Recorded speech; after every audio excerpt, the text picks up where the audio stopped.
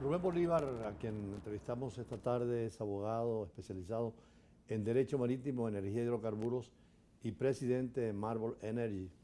El tema muy importante hoy en día, y por eso lo invitamos, es para comentar una sentencia de la Corte Internacional de Justicia, que es el Tribunal de las Naciones Unidas, sobre un problema que es bastante delicado entre el gobierno de Nicaragua y el gobierno de Colombia, y que ha sido problema de Estado entre los dos gobiernos al margen de los presidentes, pero cuya sentencia podría tener buenos resultados en función de Venezuela.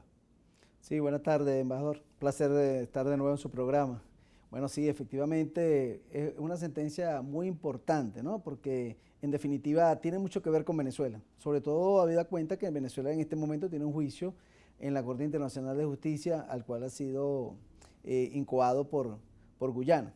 Pero en este De caso... manera unilateral, por cierto, ahí hay una de las graves Sí. consecuencias que Venezuela ha dicho que no acepta la soberanía por ese caso, ¿no? Exactamente, porque uno de los principios fundamentales de la jurisdicción internacional es que ambos países estén de acuerdo en acudir a la jurisdicción internacional. Es un principio prácticamente fundamental. Sin embargo, fue racional y lógico que intervinieran con las observaciones preliminares para llamar a la Corte la atención y al mundo, ¿no?, de que el tema es de Venezuela, esa parte tan importante del país, y que Guyana, como usted dice, fue de manera unilateral. Pero hay que ir ahora al fondo para conseguir los argumentos, ¿no? Sí, correcto. Bueno, ya en definitiva estamos en el juicio, porque más allá de todos los argumentos y todos los alegatos que hizo Venezuela, sobre todo considerando que, y siempre lo he dicho para decirlo muy coloquialmente, no es lo mismo ser demandado que demandar. Cuando uno introduce una demanda, en el caso que hubiera sido Venezuela, que demandara el desconocimiento del acuerdo, o mejor dicho, del laudo arbitral de 1899, hubiera ido con todos sus argumentos, hubiera ido con una argumentación jurídica y fáctica en la demanda, que le hubiera permitido orientar el procedimiento hacia uno u otro lado. En definitiva, Guyana fue la que demandó a Venezuela y bueno, hemos tenido que defendernos. En principio, nosotros negamos la jurisdicción porque no hay una cláusula compromisoria que diga que Venezuela ratifica o Venezuela acepta esa jurisdicción. Venezuela tradicionalmente o nunca ha aceptado esa jurisdicción de la Corte Internacional de Justicia. Nosotros nunca hemos ido a ese tribunal. Inclusive en el caso de Colombia, que había firmado el acuerdo de Bogotá en 1948, sale también de ese posteriormente, compromiso. Porque el acuerdo de Bogotá o el pacto de Bogotá llamado, que fueron los países suramericanos que lo firmaron, algunos países aquí en América, donde, bueno, toda América, ¿no?, pero fue firmado en Bogotá en 1948, como lo acaba de decir, a los países se pusieron de acuerdo, entre muchas disposiciones que allí establecen, se acogieron a la jurisdicción de la Corte Internacional de Justicia. Para el momento que se inició el juicio, Colombia era parte del pacto de Bogotá. Por lo tanto, eso fue decidido por la Corte en su momento. Recordemos que este juicio duró 10 años.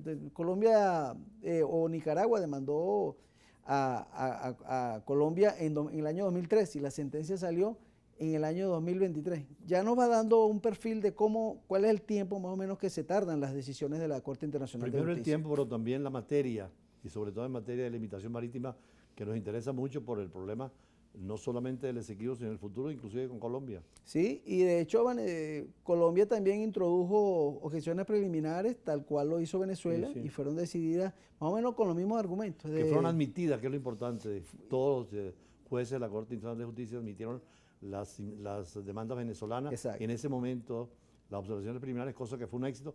Y después, bueno, las peticiones de Venezuela se cumplieron porque es que Guyana solicitaba que la solicitud de Venezuela no fuera admitida. Sí, y además, porque no había argumento, porque ya había sido decidido, según ellos, ya había decidido cuando en la decisión del año 2020, de diciembre de 2020, que tomó la Corte Internacional de Justicia, donde asumió la jurisdicción del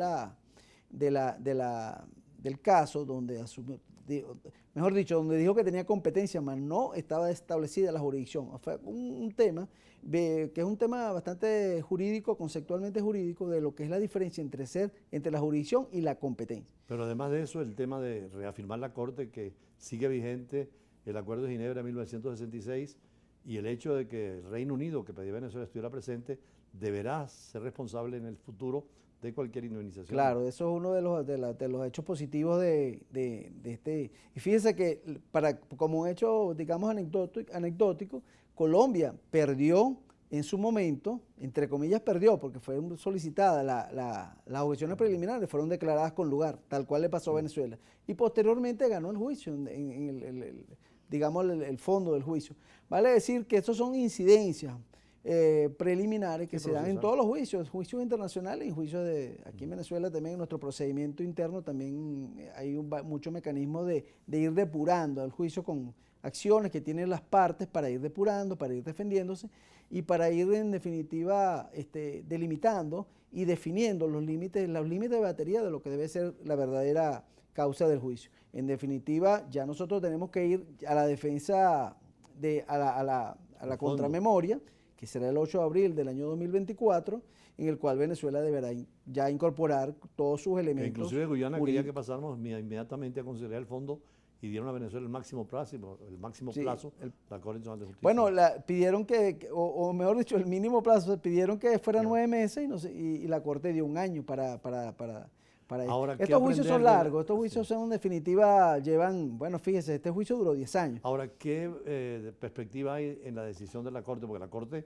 al afirmar algo, crea jurisprudencia y es parte de la doctrina también para ser invocado. No, y uno de los temas, más allá de esto que hemos hablado, que son cuestiones preliminares, el fondo del asunto, donde la Corte se pronuncia ya sobre el fondo y declara definitivamente firme. Recordemos que las decisiones de la Corte no tienen apelación y tienen una sola instancia. Es el Tribunal de Naciones Unidas. Es el Tribunal de las Naciones Unidas y las decisiones son inapelables e inobjetables. Lo que ella decide en definitiva va a quedar así. Pudiera en todo caso haber un recurso de interpretación de la sentencia y la Corte podrá a su criterio o no interpretarla, pero en definitiva no va a ser revocada ni va a ser cambiada la sentencia. Ahora, esta decisión de la Corte con respecto a Colombia, ¿qué perspectiva en la parte de derecho del mar? Esta parte es muy importante porque aquí Nicaragua estaba solicitando de Colombia, Nicaragua estaba solicitando la extensión de su plataforma continental. Recordemos que la plataforma continental es los derechos que tienen los países a desarrollar recursos vivos y a instalación de cables submarinos y submarinos y una cantidad de actividades.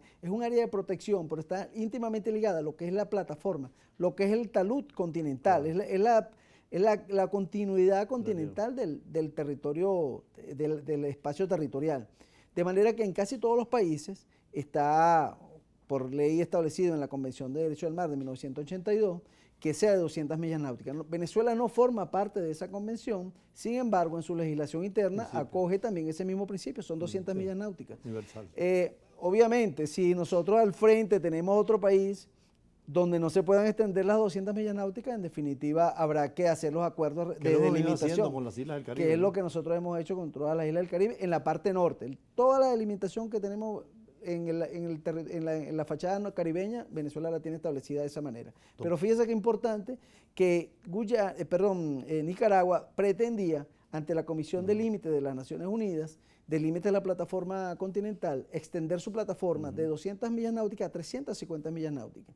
Eso no fue admitido por la comisión, o mejor dicho, ni por la comisión ni por el tribunal, la Corte Internacional de Justicia. ¿Y por qué esto es importante? Porque actualmente, desde el año 2012... Vamos a un corte porque tenemos el tiempo medido para compromisos comerciales y seguimos con ese mundo tan importante para los venezolanos en momentos en que estamos dentro del debate de conquistar los derechos plenos sobre la Guayana Esequiba. Ya regresamos.